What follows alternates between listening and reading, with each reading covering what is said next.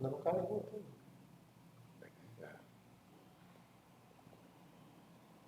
Vai. Startou agora.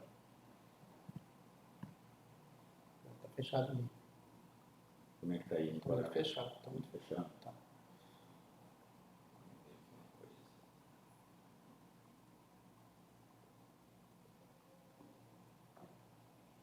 Melhorou? Não deu delay. Não deu delay? Acho que vai ficar melhor até o áudio. Será? Aqui. É. Como é que tá aí o enquadramento? Acho que tá bom, né? Tá bom. Tá bom sim. Tá bom? Tá, encostei um pouquinho mais aqui, tá bom. Vamos aproximar aqui. Tá bom, não precisa muito não. Não precisa. Vamos lá. A rocha já começou. Pode. Virar um pouquinho para cá. Deixa eu ver aí. Porque tem um delay. Como é que ficou o enquadramento agora? Agora ficou bom, né? Tá bom, a rocha. Bom. Esperar o pessoal um pouquinho aí, né? Já estamos aí com Boa tarde, nossa amiga Célia Regina, Johnson Abrantes. Johnson Abrantes, um abraço. Faz tempo que não vejo, amigo.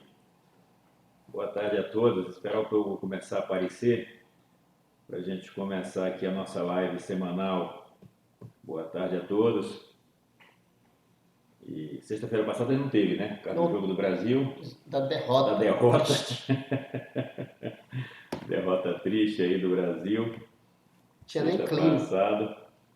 Tinha nem clima depois de uma derrota. 4-2. Não faltou o Brasil segurar um pouco depois daquele gol do Neymar? O Neymar jogou muito bem, na verdade. E o time é bom. Responda aí pra gente como é que tá chegando o áudio aí. Hoje nós estamos sem os microfones. O som tá chegando bem, mas sim, você não achou que... O time é bom. Não mudou a impressão que a gente tem pro time. Assisti todos os jogos, o time é bom. Só que assim, faltou direção mesmo. Acho que o grande culpado da seleção não ter jogado bem foi o técnico. Quem precisa. O técnico é uma peça fundamental. É o 12º jogador e ele é importantíssimo, Charles, porque ele é que faz essa armação, que ele é o cara que tem que ser experiente. Faltou gente experiente dentro do campo, além do Neymar. Não sei se tu viu depois, não sei se foi o Neymar que divulgou a imagem, ele reclamando pro pessoal, disse, rapaz, falta 5 minutos, segura o jogo, vamos segurar o jogo. Tu viste esse vídeo? Sim. Então assim, era aquilo ali, mas precisaria de mais gente preparada, com preparo físico, emocional, com noção, com experiência de futebol para chegar e dizer, olha, vamos acalmar, é isso aí, vamos marcar, só...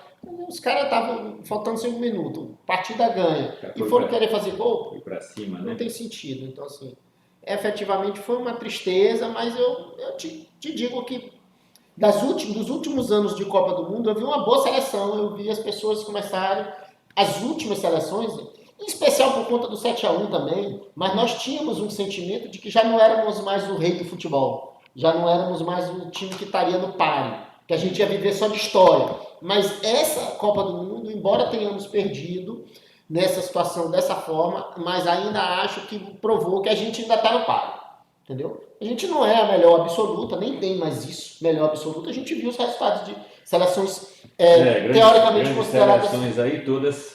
sendo desclassificadas, né? Por seleções teoricamente pequenas e sem história no futebol. Mas é porque aquela história, o futebol está muito internacionalizado hoje, há jogadores bons de todo lado, e eu tenho uma observação sobre isso. Eu estava conversando com um colega e ele também teve a mesma, não me lembro mais quem foi, mas ele teve a mesma, já sei, foi meu amigo Everton, cabeleireiro, meu barbeiro.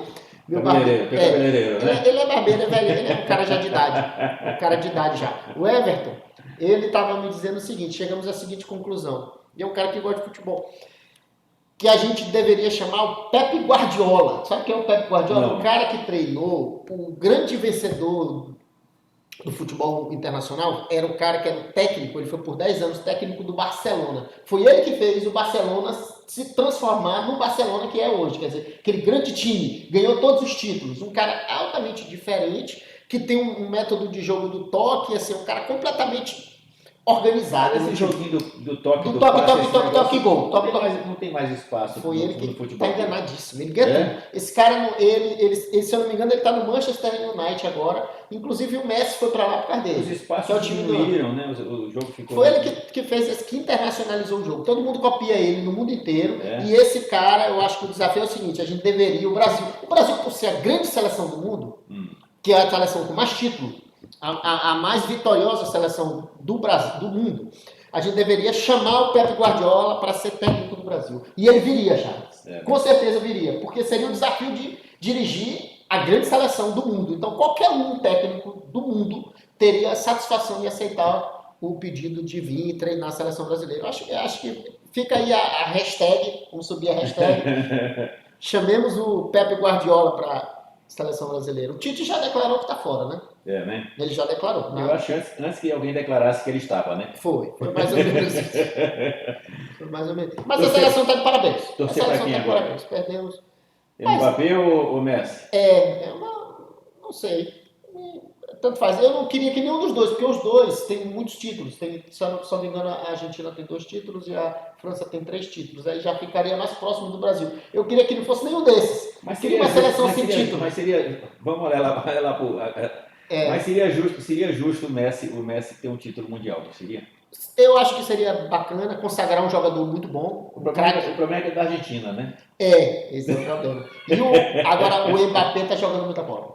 Mas também, são 2 seleções de alto nível. O Mbappé é novinho, né, cara? Novíssimo. Ele já tem 2 Copas. Ele hoje é o jogador mais caro do mundo. Na verdade, são os 2. Em primeiro lugar é o Mbappé e em segundo é o Messi. Pois é, mas seria justo o Messi ter um Seria título? justo, eu acho que seria Eu interessante. acho que não é justo a Argentina ter, né? Exato. Se desse para fazer essa conciliação sem dar o título para a Argentina e dar só para o Messi, eu acho que valeria a pena. Até porque, se não é a última Copa, o Messi deve jogar mais uma e pronto. Ou só essa. O Cristiano Ronaldo já disse que não joga mais outra. Não joga mais, né? O Não. nosso amigo Giovanni Amorim entrou. Um grande abraço, Giovanni. Grande abraço. Cristiano Ronaldo está Conversando fora. aí sobre os eventos da semana que passou. E perspectiva para a semana que vem, ver o que vai acontecer. A Polícia Federal esteve na tua casa essa semana? Não esteve, graças a Deus. Até hoje não esteve na minha casa, mas assim, não estará mais. Não estará mais. Não estará mais, porque a partir de agora eu já determinei, tanto aqui no programa Saudações não se fala mais de política. Não fala mais de política, não? Não se fala mais de temas políticos, já voltamos a falar outros temas. Essa semana, inclusive, no programa Saudações de amanhã, eu vou falar com a secretária, a presidente do Instituto da Cidade. Nem sabia que existia esse órgão. Mas não era o momento da cidade. Falar de plano diretor. Vamos falar de plano diretor. Semana passada eu levei a Adelmano, nosso querido Adelmano Benigno, um abraço a Adelmano, para falar da tese dele, do livro que ele escrevera e tal. E na próxima semana eu vou falar de Natal, vou falar com a minha esposa, vamos falar de negócio de alguma coisa de colorimetria, não sei o que, cor de mulher, essas coisas assim de cores. Panetone, chocolate de frutas frescas. Coisas de análise de moda. Fala de moda, é quase isso, de moda, semana que vem. Não é uma postura covarde, não? É uma postura covarde. Assim, eu me dei o direito de ser covarde. Aí eu me lembro do Suassuna, do nosso querido grande Ariano Suassuna, que na oportunidade, o Jô Soares perguntou para ele se ele não tomava café. Ele disse, não tomo mais café. Mas me explica como foi essa história. Ele disse, passei 60 anos tomando café. Mas nunca gostei de café, não gostava de café. Ele disse, por que tu tomava café então se tu não gostava? Ele disse, covardia, porque realmente todo mundo tomava. Chegava, oferecia tomar café e tomava. A mesma coisa. A partir de agora, como diante da real situação do Brasil, eu não falo mais de política. Para mim, já acabou as eleições, sou advogado eleitoralista, não me interessa mais aqui. Nós estamos, pelo menos os meus processos são de prestação de conta. Eu não tenho nenhuma demanda que não seja de prestação de conta na Justiça Eleitoral hoje. Então, me interessa falar só dessa questão da prestação de conta e eu já estou pensando nas próximas eleições. Mas deixa eu te perguntar uma coisa, Pedro. E a situação que o Brasil vai ficar? Isso não te preocupa? Tu tens filhos pequenos? Eu tenho filhos pequenos. O que está se desenhando aí, essa nova PEC aí do Renan, onde ele pretende inclusive alarga a competência do Supremo, parece que acabou a competência das instâncias inferiores, porque agora o Renan está pretendendo ampliar a competência do Supremo para julgar qualquer crime de qualquer pessoa que critique um político. Não fica grave isso? Não está muito parecido com China, com Coreia do Norte, com Venezuela, com Cuba, com países assim? Charles, vamos lá. E outra coisa, o Supremo julgando isso, crimes de 1 a 4 anos de pena, quer dizer, não são nem crimes, são crimes que não são feitos com violência contra a pessoa, não são crimes. E outra coisa, quer dizer que eu que elejo, eu não posso, ou não sou eu que elejo, ou de fato não sou eu que estou elegendo, alguém está elegendo, porque se eu não posso nem criticar, eu votei no camarada e eu não posso dizer, rapaz, tu está sendo mau político, não estás representando os meus interesses. Não está estranho isso, não? Uma mordaça que está se pondo em todo mundo. Vamos lá. Eu não falo de política mais, mas Sim. sou constitucionalista e por muitos anos fui professor de direito penal da faculdade, da graduação. Por mais de uma década eu ministrei a disciplina de direito constitucional e direito penal. Uhum. Mas a minha formação de estudo ela é o direito constitucional, tanto é que a minha advocacia não passa pelo direito penal, por exemplo. Eu não tenho advocacia no direito penal, apenas no direito constitucional e outras áreas de direito, eleitoral e tal. Então vamos lá. Eu estudei bastante direito penal, eu fui professor durante muitos anos de teoria do crime, penal 1 e 2, aquela parte teórica, geral. Uhum. E lá havia uma discussão muito profunda sobre a natureza jurídica e a efetividade no entendimento e na configuração do dolo. É tu entender quando tu queres e qual é a tua intenção. Então, assim, a gente analisando qualquer manifestação, eu não estou falando das manifestações de rua, eu estou falando qualquer pessoa que queira se manifestar. Peraí, deixa eu pontuar. Não, Eu deixa estou eu... te falando da PEC Eu entendi. que... Eu estou falando com relação ao resultado da PEC. Não estou falando das manifestações, Não, nem eu estou falando. Da PEC dessas pessoas que encontram, por exemplo, um político no aeroporto, no avião, e fazem uma crítica. Entendi, calma, não é só isso. Tá, essa PEC está criando. Não é só a PEC, tem uma legislação que está criando vários outros crimes que podem acontecer. Mas eu estou falando da PEC agora. Pois é, mas o que eu quero te dizer é o seguinte: na teoria do direito penal, tu tem uma questão que é a configuração do dolo. E o dolo é fundamental para tu entender se há ou não há crime. O dolo é a intenção que o cara tem, a intenção final dele. Então vamos lá. Se tu tá falando mal daquele político, tu tá falando mal dele. Tu não está falando mal do Estado democrático, nem da função que ele exerce. Então assim, é muito complicado quando tu quer configurar uma fala com relação àquela pessoa, por algum motivo que ela fez, como uma fala contra o Estado. Então assim, criminalmente não dá para tu configurar esse crime. Não há um crime a ser configurado. Hoje. Mas Hoje. com a PEC dará. Com a PEC não tem como. E veja só, isso que você está falando aí está ali no artigo 18 do Código Penal, parágrafo único.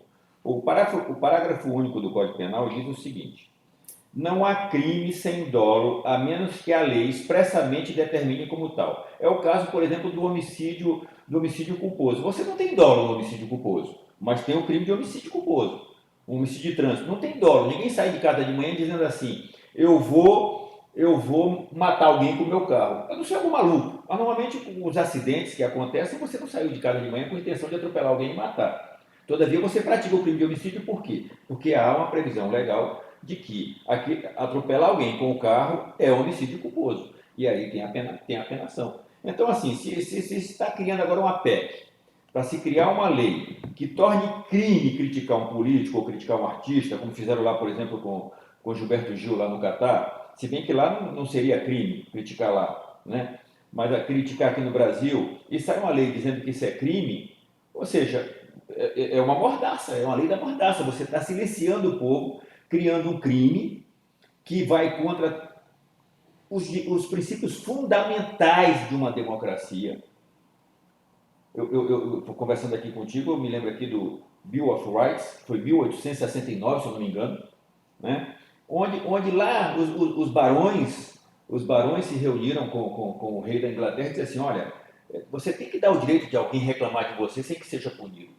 Isso faz parte da essência de uma democracia. Não tem como você eleger um político e não poder falar dele, não poder criticá-lo.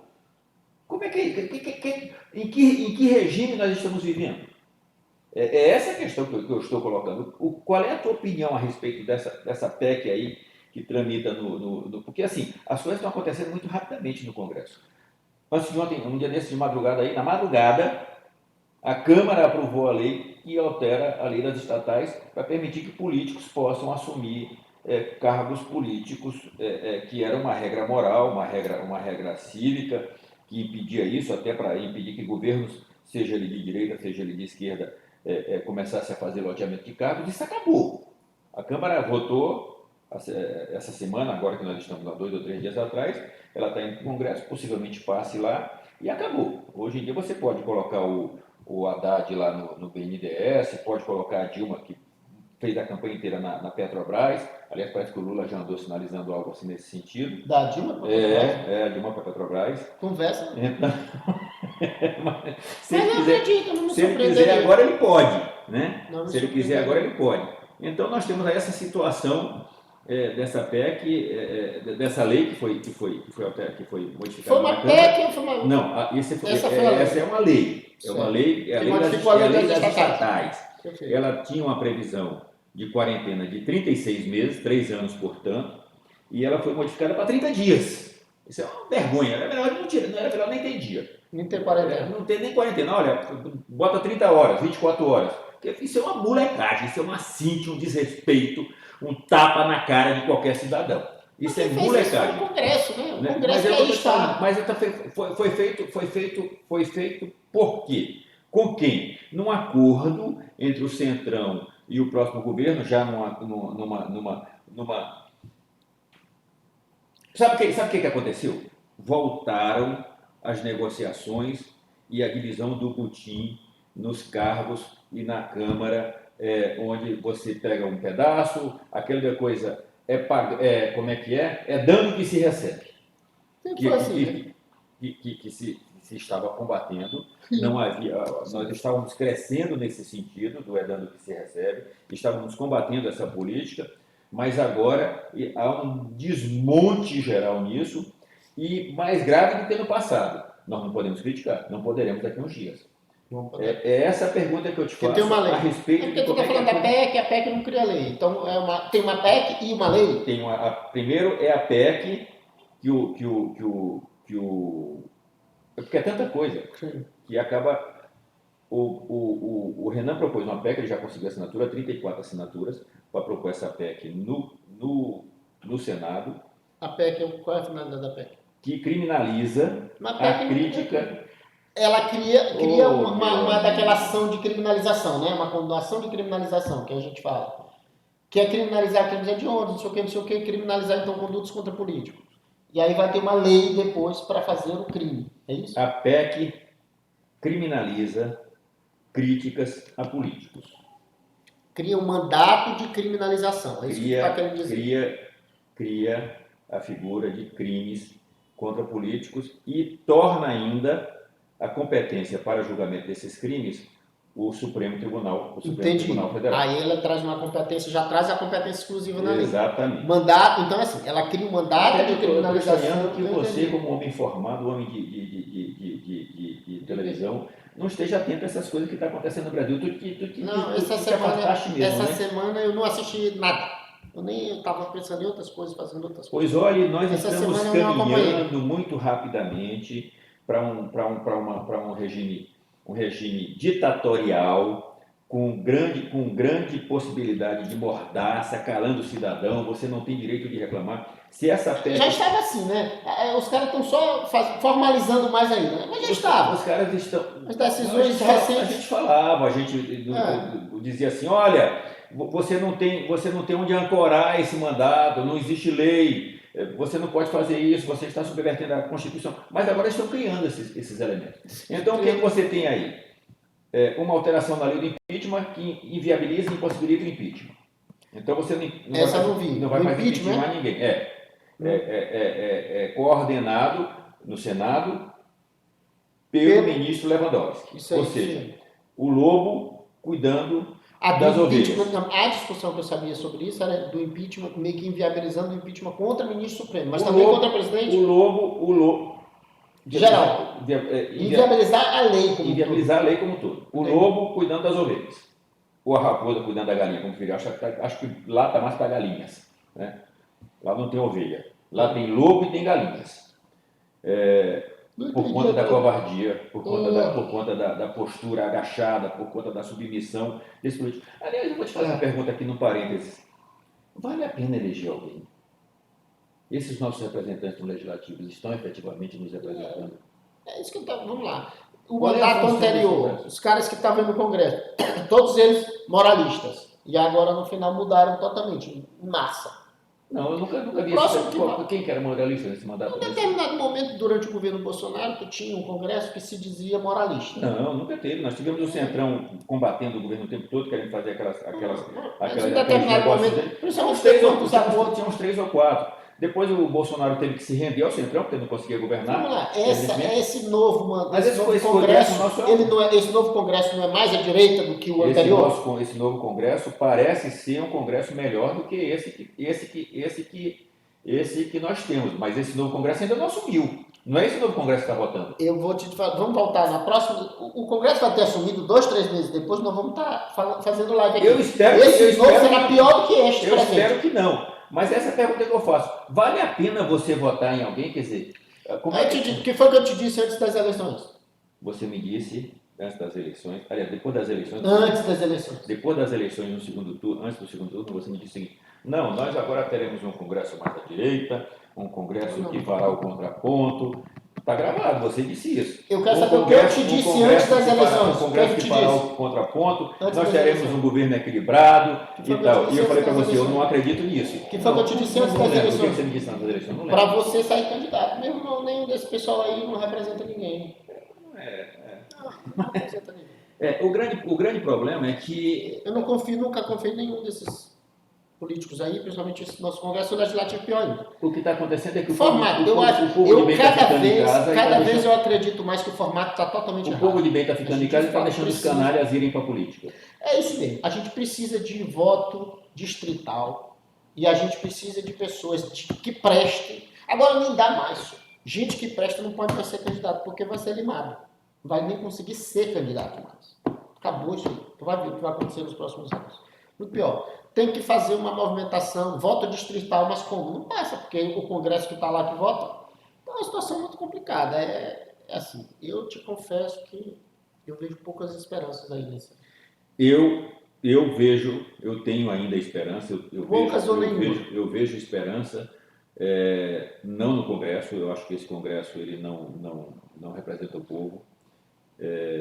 Talvez fique lá 20 ou 30 senadores e 40 ou 60 deputados gritando como João Batista no deserto. O que será? 30 senadores é muito, né? De Que será? 81. Bom, eu vou até diminuir, eu acho que até de 12 a 15. Né? Que Acho que é mais dentro da realidade. gritando como João Batista no deserto. Possivelmente sofrerão sanções para serem cassados, como já está sendo proposta a cassação de alguns deputados que foram eleitos com esse discurso mais à direita. Inclusive já se comenta agora a nova ameaça agora do ministro, do presidente do TSE, cancelar o registro do PL. Tem uma ação, né? Essa é a mais nova Mas por qual ameaça, fundamento? porque o PL está questionando as eleições. Cancelar o registro do partido. Cancelar o registro do partido já é a cogitação mais recente e tornar inelegível eternamente todos esses. Então, assim, eu fico triste que você tenha se afastado dessa discussão, porque eu começo a ver na população brasileira um despertar para a política. E queria fazer um paralelo da Copa deste ano com a Copa de 4 anos atrás. A Copa de 4 anos atrás, o pessoal esquecia até de comer, o pessoal esquecia de tudo para tratar da Copa. A Copa esse ano ninguém deu atenção para ela. O pessoal esteve durante todo o jogo da Copa discutindo política. E eu já ouvi... Eu assisti a Copa. Mas você também discutia política. E eu já ouvi alguém dizer, e eu repito aqui, que quando o povo brasileiro passasse a discutir mais a política do que a Copa, esse país começava a entrar nos eixos. Quem falou isso foi Olavo de Carvalho, não? Olavo de Carvalho? Acho que foi Eu não Olavo sei que quem foi. foi, não quero ser injusto Foi aqui. Olavo. Eu vi esse trecho um dia desse na falando. Alguém postou. Falando como uma frase minha, mas é uma Eu frase não que sei eu se concordo. só ele falou ou se foi o primeiro, mas é eu um vi ele termo que falando. eu concordo plenamente. Quando o povo brasileiro começar a falar mais de política do que da Copa, nós começamos a descortinar um cenário mais favorável. E eu vou te dizer uma coisa, eu não me afastei das críticas, não me afastei das discussões. Na minha lápide, ninguém vai escrever aqui Jaz um omisso ou um covarde, isso não será escrito na minha lápide. Eu nunca me afastei das minhas lutas, eu acho que a gente tem que continuar lutando, e eu tenho muita fé nesse Eu vou movimento assumir a popular. postura disso assumo. Eu tenho muita fé nesse movimento popular que se está criando no Brasil, onde as pessoas estão reclamando, onde as pessoas estão se levantando, estão levantando a voz. E por que as pessoas estão levantando a voz? E os políticos, esses políticos atrasados, esses políticos doentes do ponto de vista moral, porque saúde física ele tem até muita, são doentes morais, esses políticos doentes morais. Não é o doente mental, doente moral. que é uma outra categoria de eu doença. diria até alguns mentais. Mas a pior doença não é a doença mental, porque essa você não tem culpa, não é a doença física, essa até você às vezes contribui para ela, mas você acaba. Mas o doente moral essa é uma tristeza e é um mal, me parece, de alta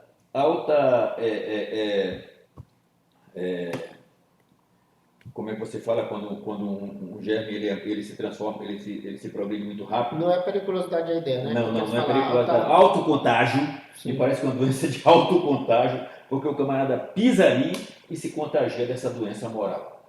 Muitas vezes o camarada é eleito com um discurso bem pautado, um discurso bem colocado, de fato interesse da sociedade e dos direitos humanos. E quando ele pisa ali, quando ele senta ali, a pessoa muda completamente. Outros casos não, outros casos as pessoas compram mesmo os votos, se elegem comprando voto, e aí é um doente moral aquele que vendeu também.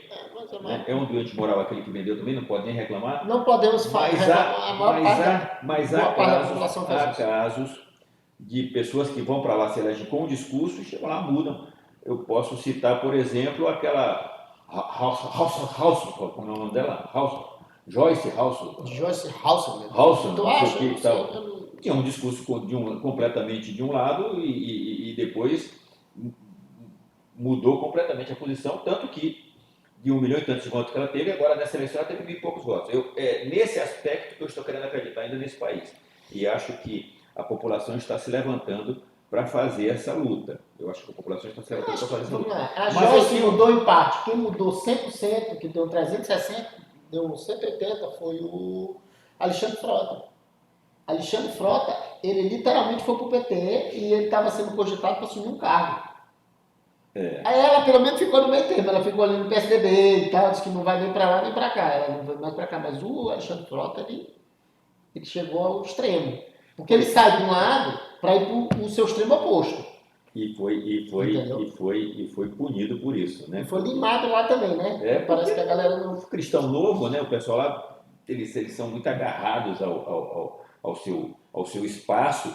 Ele até traz o cara para perto para matar. Mas depois que ele destrói o cara, ele larga para lá e segue sem. Então essa é a realidade que nós estamos vivendo hoje no Brasil. Retomando aqui, então. Você tem lá, na Câmara, no Senado, a PEC que criminaliza essas críticas, assim, traduzindo em linguagem bem para que a população entenda. Críticas a políticos e a artistas, você não vai mais poder fazer isso, porque você está sujeito a ser processado por um crime que vai de uma pena de 1 a 4 anos e a ser julgado pelo Supremo. Políticos e artistas? Artistas também. Artistas também. Artista. Então você pode ser condenado de um crime que vai de 1 a 4 anos e você vai ser julgado pelo Supremo, ou seja, você não tem nem a quem recorrer, a não ser a Deus. Né? Nesse caso... Aliás, acho que nem Deus, acho que eles estão acima, eu acho que eles se sentem acima de Deus. Nesse caso, eu sou apresentador de televisão. Então você está protegido. Então logo eu sou artista.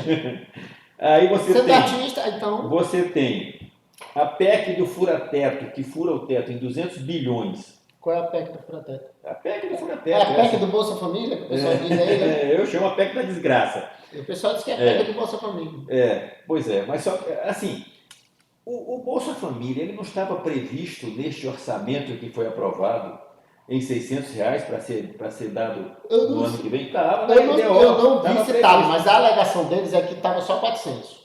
reais. A Não, alegação deles. estava Eu não sei. prevista, a PEC estava Eu prevista. não li. Então, assim, furam o teto com essa linguagem de que é para Bolsa a Família. Bolsa Família, 200 bilhões, ainda que não estivesse previsto o valor, parece que era 70 bilhões, o que vão fazer com o restante?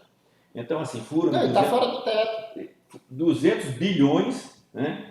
E fica fora do Essas teto. leis aí das estatais para permitir o loteamento de cargos políticos, né, dentro das estatais, essa coisa toda, essa movimentação Pensa comigo aqui, pensa com comigo aqui, ó. nomes, com nomes, Eles liberaram com 200 nomes, milhões. com nomes, deixa eu só concluir aqui, com nomes que nós já conhecemos do passado, que fez essa mesma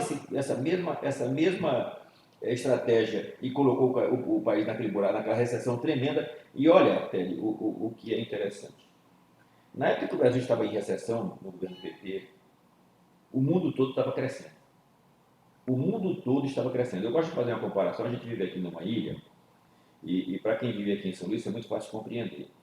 A maré aqui em São Luís, a diferença de maré aqui em São Luís, é uma das maiores do mundo. Ela chega a dar 8 metros de diferença em determinados lugares. E o que eu quero dizer é o seguinte: você tem aqui uma opção de barcos aqui nas marés. E aí, quando a maré sobe, você certamente observou isso, se você é um camarada que gosta de observar a natureza, todos os barcos sobem, grandes e pequenos. Quando a maré desce, todos os barcos descem, grandes e pequenos. A economia funciona do mesmo jeito. A não ser que você tenha aqui um barco amarrado no fundo com uma âncora curta, a maré subiu, ele vai subir. A maré baixou, ele vai baixar. Se você bota uma corda curta, na hora que a maré subir, ele afunda. Aí é diferente, mas você tem uma coisa anormal. Mas em condições de normalidade, a maré subiu, os barcos sobem. A maré baixou, os barcos... A economia funciona do mesmo jeito. O mundo todo estava crescendo a níveis excelentes. China crescendo a 14%, alguns países na Europa a 7%, Estados Unidos a 4%. E o Brasil entrando numa recessão tremenda, ainda que todo mundo puxando. O pessoal agora está voltando, e eu começo a ver pessoas que fizeram o L já se lamentando, perguntando qual foi o Lula que foi eleito, se foi o Lula lá do primeiro mandato ou se foi o Lula agora que votou. E assim, para mim está muito claro qual foi o Lula que foi eleito. O Lula que foi eleito foi o Lula que saiu, passou 500 e poucos dias na cadeia, que voltou rancoroso, que voltou angustiado, que voltou com raiva, vingativo, e que quer agora dar o troco para todo mundo. Esse foi o Lula que foi eleito. E ele disse isso durante a campanha, muita gente avisou e ninguém quis acreditar. Vi agora ontem o Arminio Fraga dizendo: votei no Lula, mas estou com medo. Vi a Landau dizendo a mesma coisa. Vi aquela menina da Globo, que eu não lembro o nome dela agora, uma menina que criticava ferrenhamente, perguntando qual foi. Nós vamos ter agora o Dilma 3? Então, assim, o pessoal já está percebendo que a coisa está muito complicada, né? E esse cenário aí, como eu estava falando, das alterações legais, do revogaço, enfim, era isso que eu queria ouvir a tua análise a respeito disso. Mas você está me dizendo que se distanciou disso Me tudo? distanciei, mas eu tenho uma coisa técnica para falar, Pois não. que é sobre a PEC. Uhum. Com relação à PEC, pense bem, quando tu faz uma emenda constitucional que altera e do orçamento, uma emenda constitucional e um orçamento, e a lei do orçamento, tu acrescentou 200 mil para a próxima gestão. Quando 200 bi. 200 bi para a próxima gestão. Aí tu faz uma emenda constitucional e tira do teto o Bolsa Família. Sim. Logo, nenhum centavo dos 200 bi vai para o Bolsa Família, porque o Bolsa Família não está no teto. Tu não entendeu o Mais discurso? grave. Tu entendeu o discurso? 0 centavo vai para 200 mil. Não tem nenhum centavo dos 200 bi vai ser pago para a Bolsa Família, porque Bolsa Família não está mais no teto. Porque a ato contínuo aconteceram duas coisas. Então, se fosse só para o Bolsa Família, tiraria ele do teto, sem aprovar nenhum centavo. Agora, Tu entendeu? sabe o que é mais Então não grave? são 200 bi. São 200 bi mais 70. E sabe o que é mais grave? É que quando essa PEC, e foi por isso que ela travou na Câmara agora, ela fala desses 200 bi, mas ela não fala de onde é que vai sair esse dinheiro. De onde é que vem esse dinheiro? Então ela fala lá de arrecadação. O governo não tem indústria, o governo não produz. É da arrecadação? Da arrecadação. Não é do Tesouro. Mas De qualquer lugar. Não, da reserva do Brasil, não. não, da arrecadação. Esse dinheiro vai ser provido pela Tem arrecadação. que nascer para poder ser gasto. Pois é, então o que vai acontecer em relação a isso? Nós vamos ter aí a volta das Aumentar a taxações, taxação. aumento de Na impostos. verdade, já é uma das propostas, é taxar o Pix.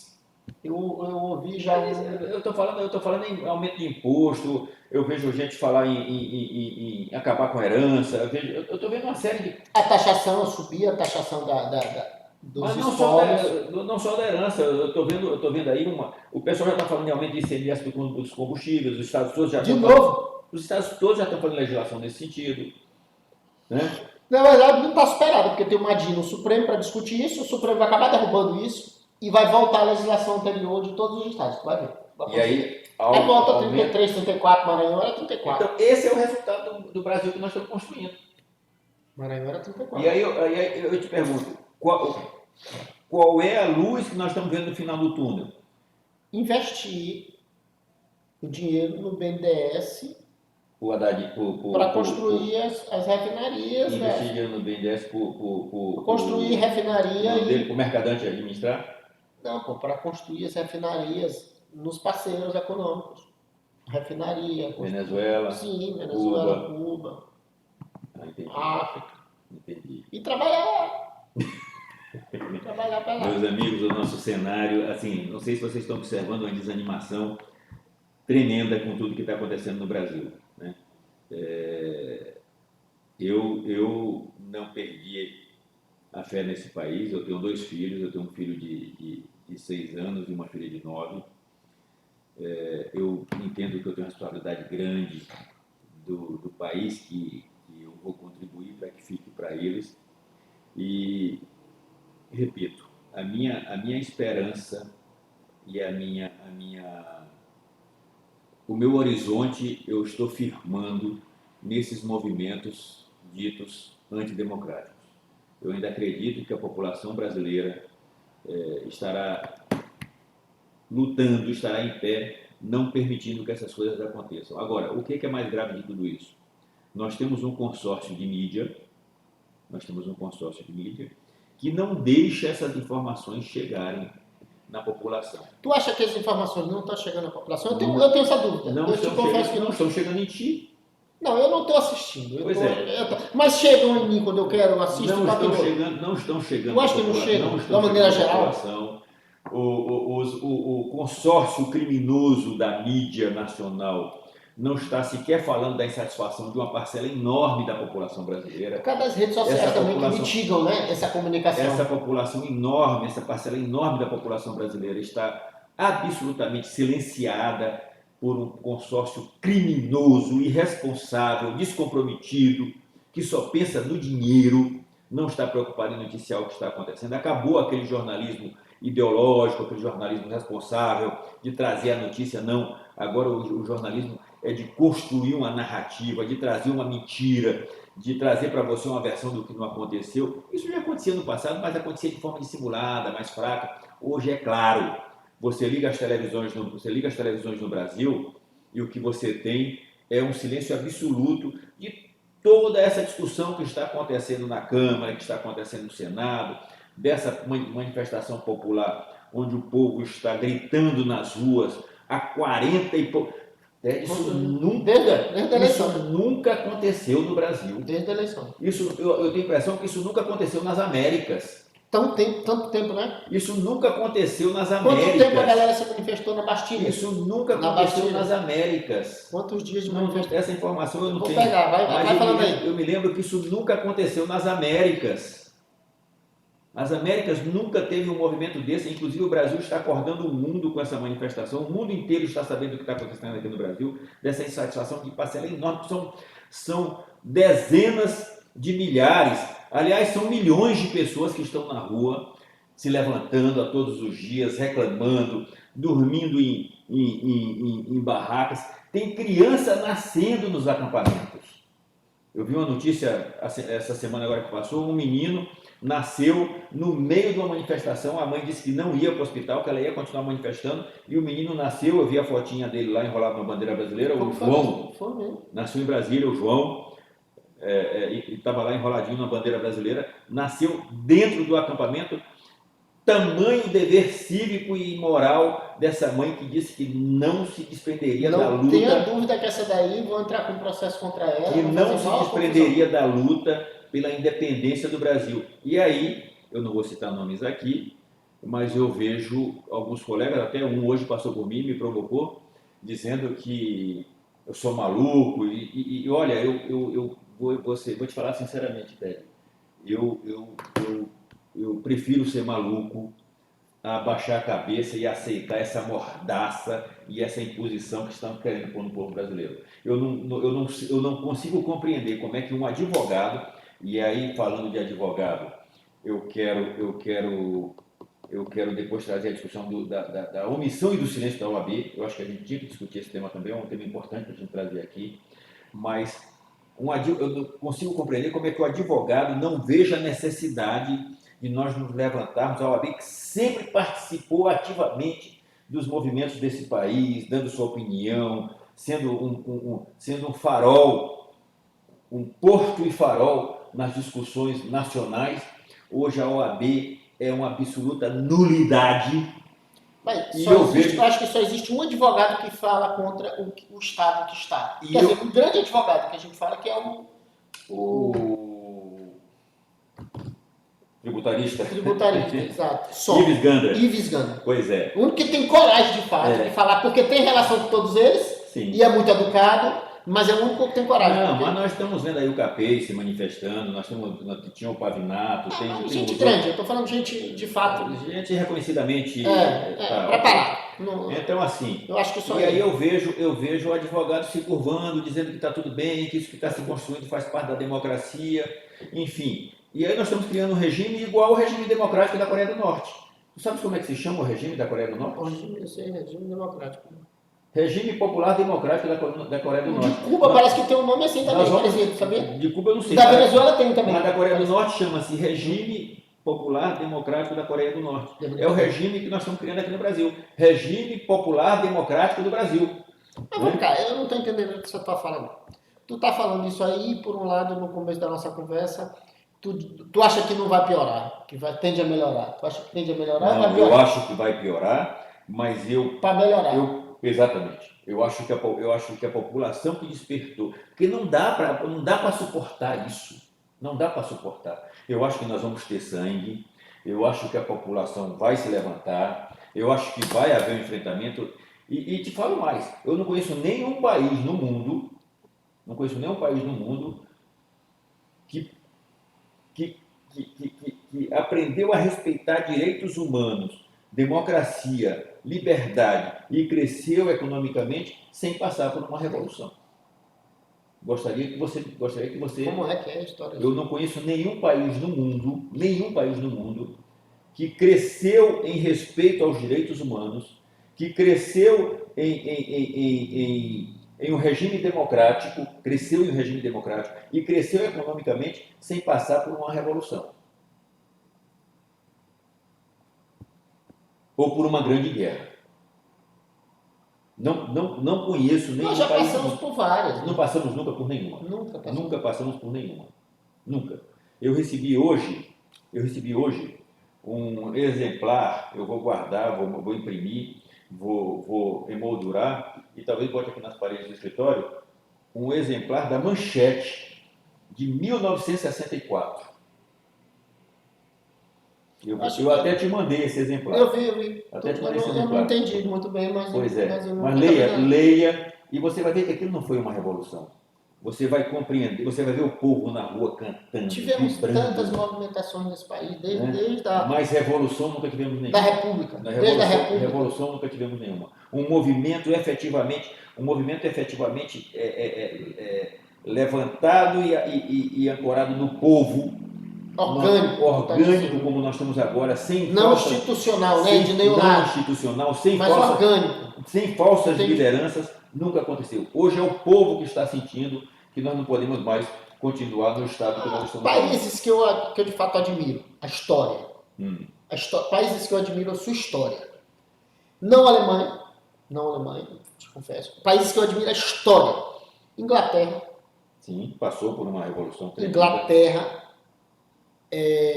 França. passou por uma revolução tremenda. Estados Unidos da América. Esse nem se fala.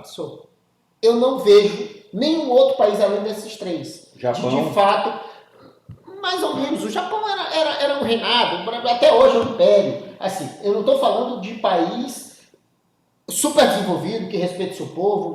Realmente o Japão é um país que tem esses méritos. Mas eu digo assim, um país que tem essa história democrática, evolutiva, esse caminho. O Japão eu não conheço a história do Japão. O Japão é um país tão sério e tão respeitoso. E as pessoas são corretas. E tão respeitoso, você falou lá do imperador, tão sério e tão respeitoso, que quando o imperador entra numa sala, quando o imperador entra em determinado ambiente, qualquer coisa assim, todas as pessoas se levantam. Todas as pessoas se levantam.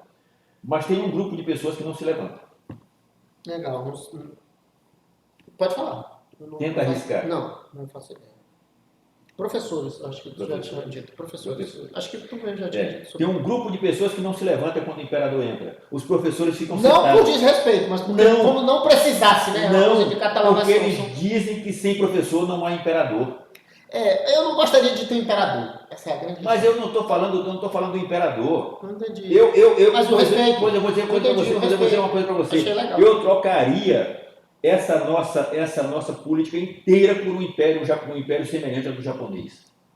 O povo tem liberdade, o povo vive, fala o que quer, vive bem. Mas evoluiu muito. É evoluído tecnologicamente, enfim.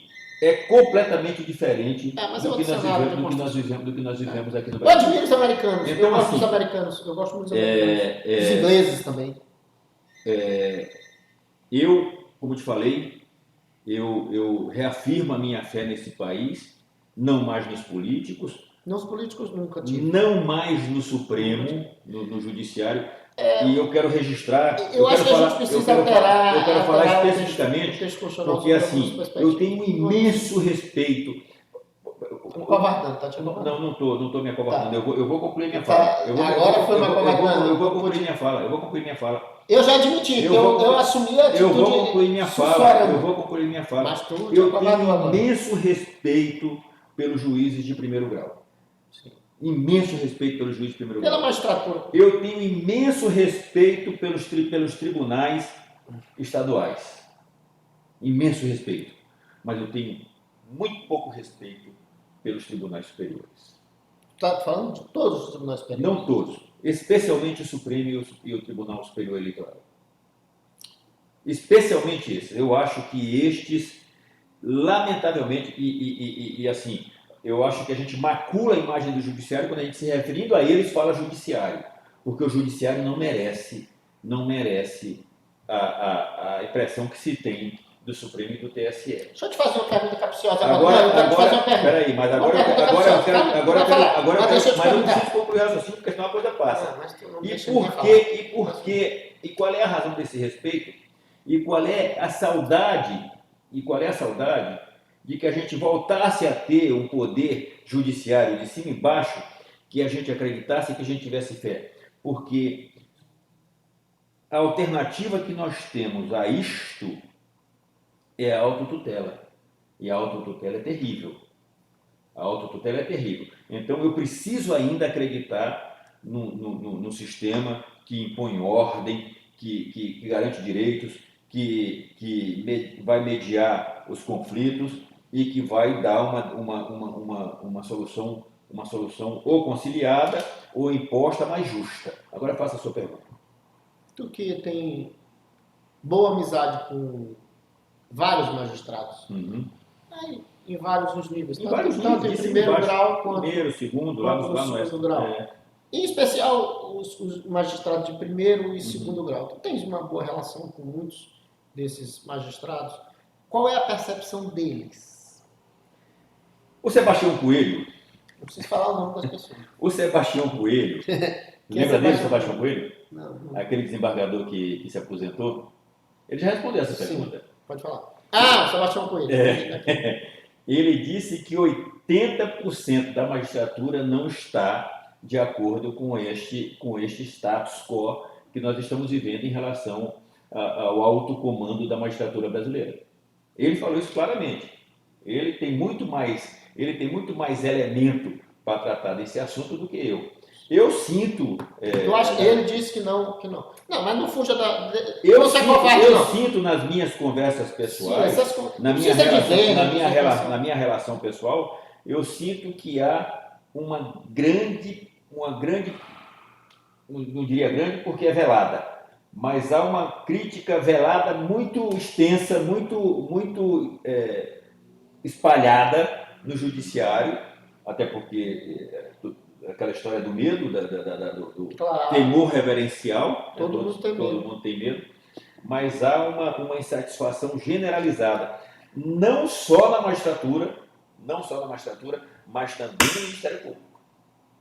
Mas também no Ministério Público. Aliás, por falar em Ministério Público, nós tivemos um exemplo claro disso agora esta semana, quando o Procurador de Justiça de Minas Gerais, na presença do Pacheco, do presidente do Senado, que ficou lá com cara de bum, aquela cara, né? Vira para o Pacheco e fala assim: o senhor tem grande responsabilidade em resolver esse problema que está acontecendo no Brasil. E Vossa Excelência, se referindo ao procurador que assumia depois dele, diria: precisa encetar um grande trabalho no sentido de recuperar as funções do Ministério Público usurpadas pelo ditador de Brasília. E quando ele falou ditador de Brasília, ele foi aplaudido que quase o prédio veio ao chão. No Congresso. Na transmissão do cargo de procurador, dentro do auditório da Procuradoria, suponho eu, não estava lá, mas dentro do auditório da Procuradoria-Geral, da Procuradoria-Geral de Justiça do Estado de Minas Gerais. Ah, do Estado de Minas Gerais. Do Estado de Minas Gerais. Eu inclusive, havia guardado isso aqui para mostrar, mas não tenho, perdi aqui. Mas, enfim, esse é o sentimento, Ted. E eu tenho certeza que você tem essa consciência. Você é um camarada sensível, você observa, você transita, você trabalhou no tribunal, você também tem uma relação muito boa. E esse é o sentimento.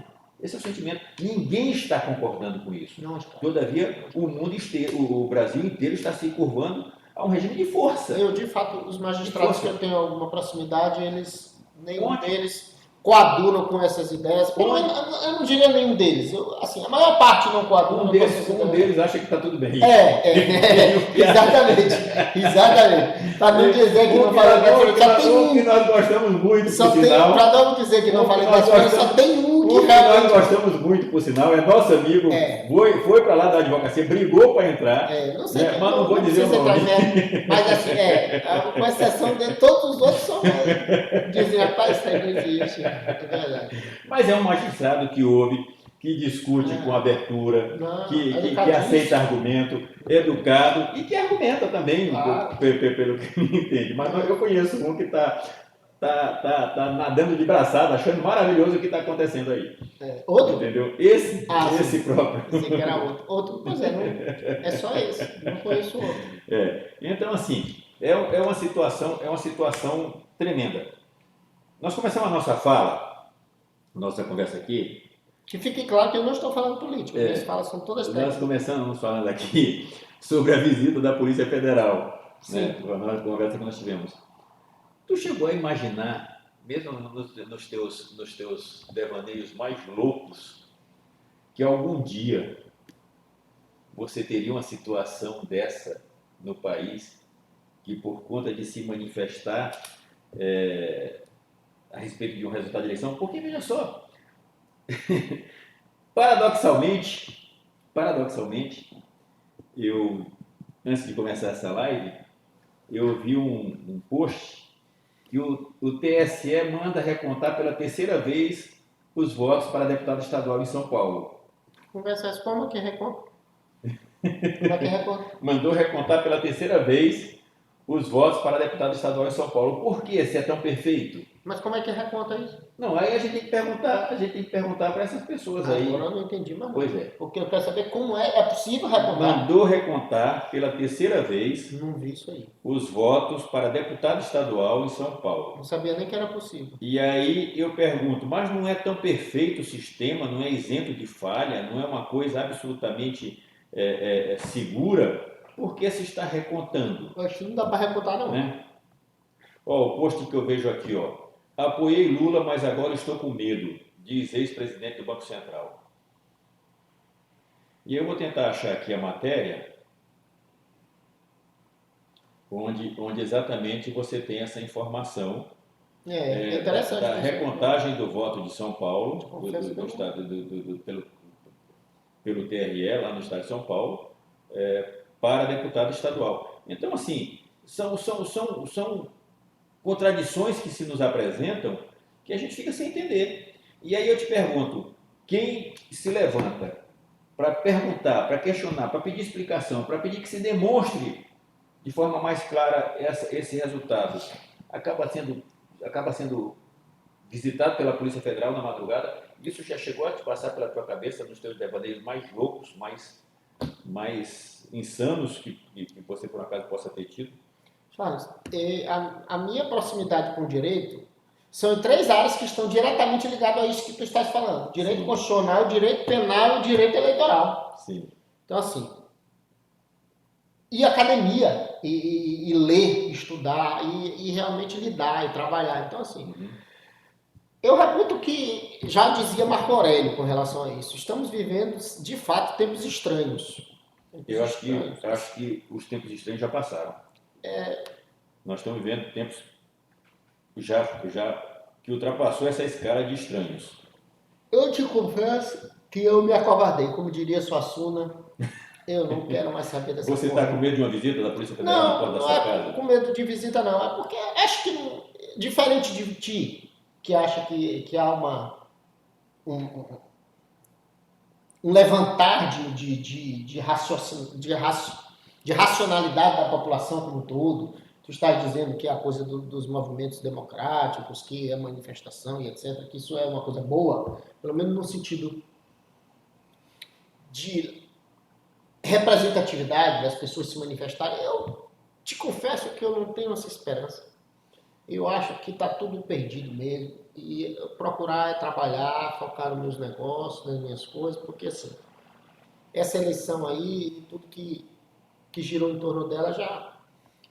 Não acredito que nada mais aconteça com relação a isso, ou seja, dia 1º de janeiro, quem ganhou a eleição vai assumir, e depois os deputados, os senadores, e eles vão fazer aquele mesmo negócio que sempre fizeram. E quem ainda não era rico ficará, e quem é rico ficará mais ainda. Qual o título dessa matéria E as aqui? pessoas vão se lascar cada vez mais. Isso aqui é o Augusto Nunes comentando. Moraes quer extinguir o partido de Bolsonaro. Extinguir o PL. Né? Ted, tem uma figura de linguagem que eu acho muito interessante, que as pessoas falam assim, olha, está aparecendo uma luz no final do túnel. Sabe qual é o meu medo? É que essa luz possa ser um trem vindo de lá para cá. Um trem vindo de lá. Explique aí sua analogia para isso. O que você tem um túnel? Sim. E você tem uma luz lá no final. O meu medo é que essa luz seja de um trem que está vindo para nos atropelar a todos aqui dentro desse túnel que nós estamos vivendo. Entendeu? Se tiver uma multidão no trem, tu sabe que tem o espaço de reserva, né? Tu sabe como é que se faz trem? Mas deixa eu te falar uma coisa. O problema é que nós estamos no túnel indo. Não, eu entendi. E quando eu falo a luz, ela vem de encontro, não ao encontro, mas ela vem de encontro, ou seja, atropelando tudo que está na frente dela. Eu quero te dizer E aí resistir a um trem vindo de lá para cá é um negócio complicado. Mas não precisa resistir. O que eu quero te dizer é o seguinte, exatamente essa analogia, eu vou usar a tua analogia. Vou te explicar uma coisa. Quando se faz trem, principalmente no Brasil, nós estamos no Brasil, então vamos falar de Brasil. Quando tu faz um espaço, um túnel, para trem ou para carro, para qualquer coisa, ele tem que ter o espaço mínimo de passar um tanque. Sabia disso? Um tanque. Mas se o túnel está cheio... É isso aí. Então vai morrer todo mundo que ficar no meio e a galera pula para as laterais. Então assim, na lateral muita gente vai escapar. Se o túnel está cheio como está agora... Exatamente isso. Então o que eu vou fazer? O que eu vou fazer? O estreito. Covardemente ou acovardadamente, vou pular logo na lateral.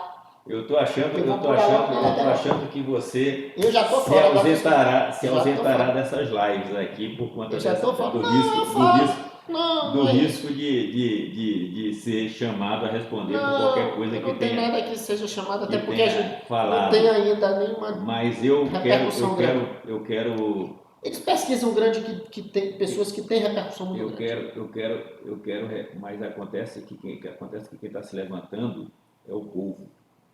Não existe, não existe, Mesmo do não povo, a existe coisa da liderança, não repercussão. existe liderança Não nesse existe. movimento. Isso é um movimento É, eu orgânico. acho que não, O também povo não concordo. suporta mais a carga que está posta sobre seus ombros.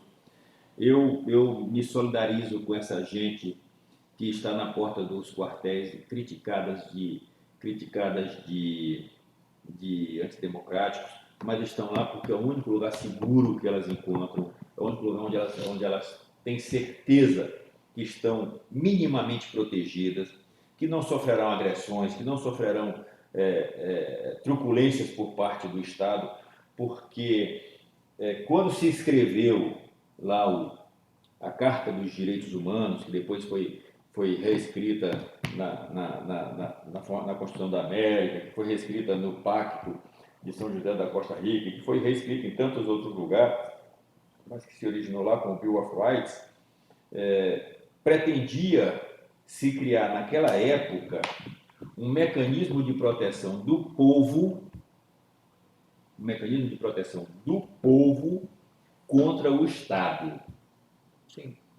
Se você ou qualquer um dos nossos espectadores hoje aprofundarem a sua observação sobre o que está acontecendo hoje no Brasil, e este é um momento histórico, é importante que se pontue isso, está se criando no Brasil uma Carta de Direitos Humanos ao contrário, onde a intenção é proteger o Estado contra o povo, o que é uma insanidade absoluta, mas não é de se estranhar, porque você vê, por exemplo, o secretário de Justiça fazendo o símbolozinho da foice e do martelo, o secretário não, o ministro da Justiça, quando vai dançar boi aqui, dançar boi, como é que fala? Dançar boi ou dançar de boi?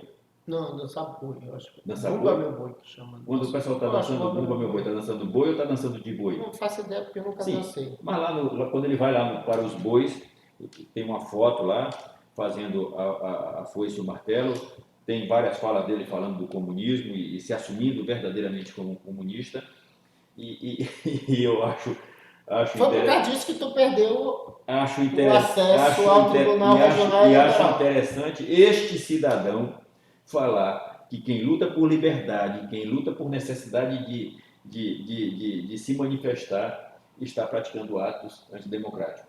Ou seja, há espaço no Brasil para um regime, para um partido que prega exatamente o contrário do que é a democracia.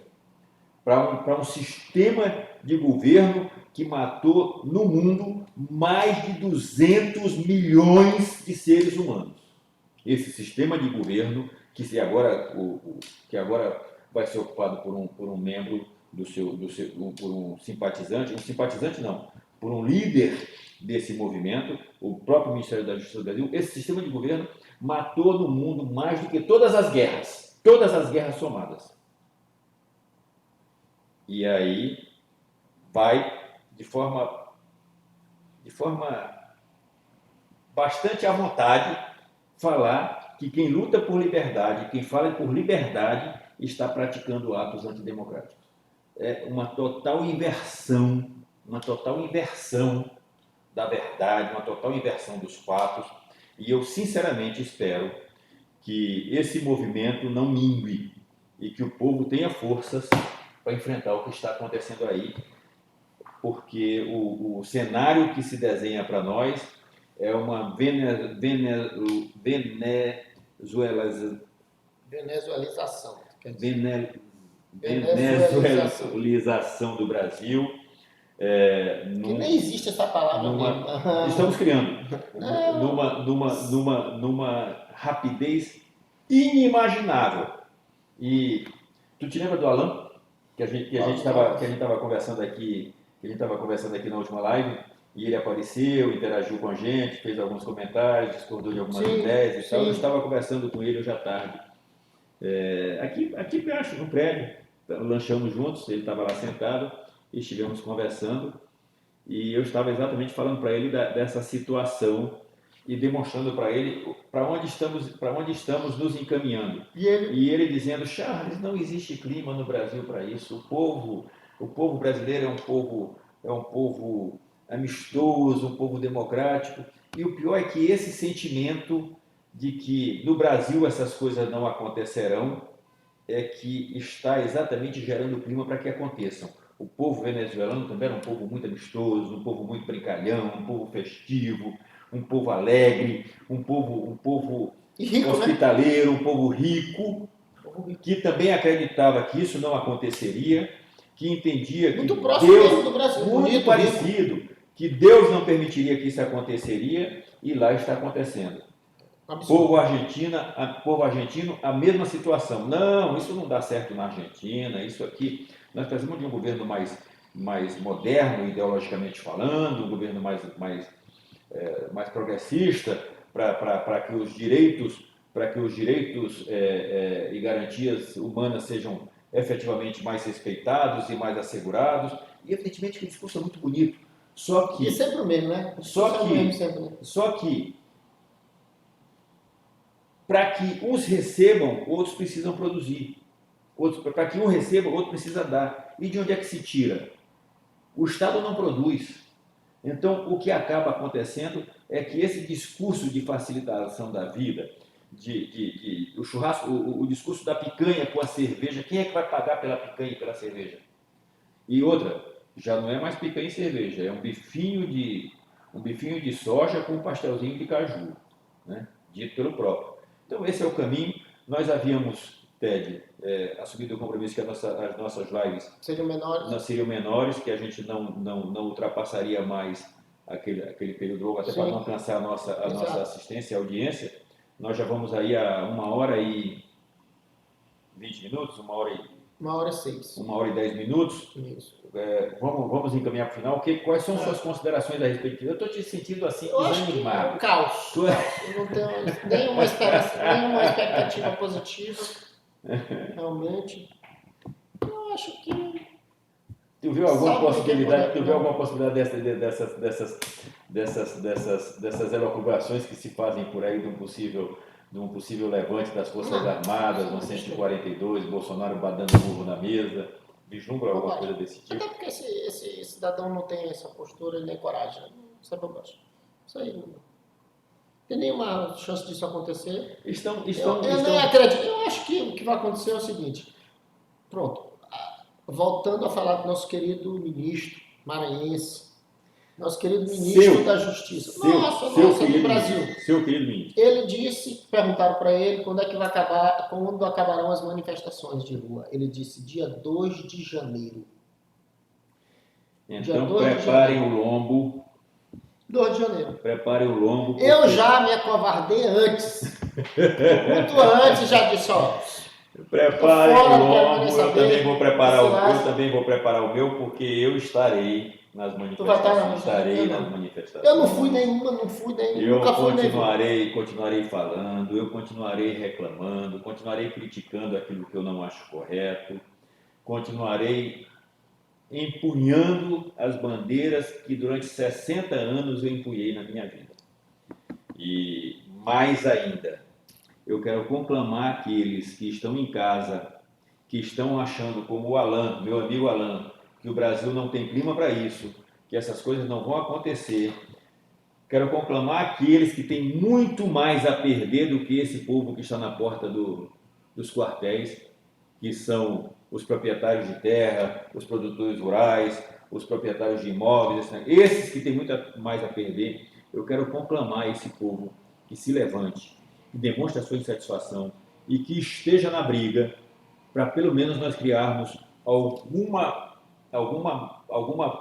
força contrária para enfrentar esse trem desgovernado que vem de lá para cá, carregado de pólvora e o que é pior, com um maluco, um absoluto maluco fumando em cima. Nós temos de lá para cá, aliás, não é um maluco não, alguns malucos,